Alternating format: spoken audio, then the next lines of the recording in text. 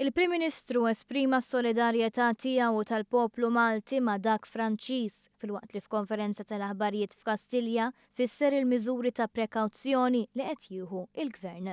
M'hemm l-ebda theddida magħrufa fil-konfront ta' Malta.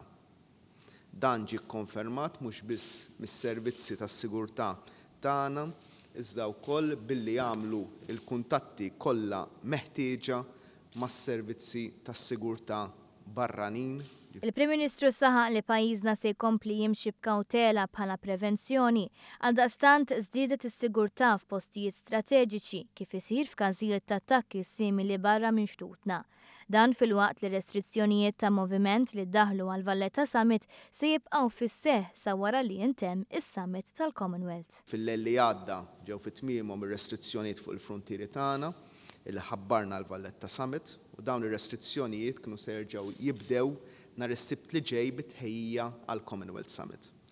Minħabba l-avvenimenti fi Franza fuq bażi biss ta' prewkazzjoni, iddeċidejna li nibqgħu għaddejjin b'dawn il-miżuri ta' restrizzjoni anka matul din il-ġimgħa. Joseph Muscat appella lil pubbliku biex jinforma mill-ewwel il-forzi ta' sigurtà jekk jinnota xi ħaġa sospettuża mingħajr ma jinħoloq l-ebda tip ta' allarm.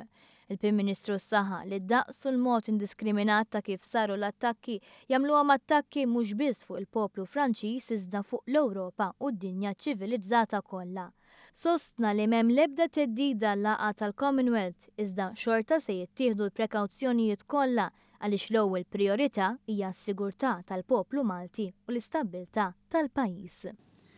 Li jekk ikun hemm l-inqas periklu għas-sigurtà ta' pajjiżna, jien inkun l-ewwel wieħed li mhux ħankun lest illi nissogra l-istabilità ta' pajjiżna, mhux se nissogra xejn li qiegħed fil-periklu lill familji Maltin u Għawċin u nieħu d-deċiżjonijiet li jkun hemm bżonn illi nieħu.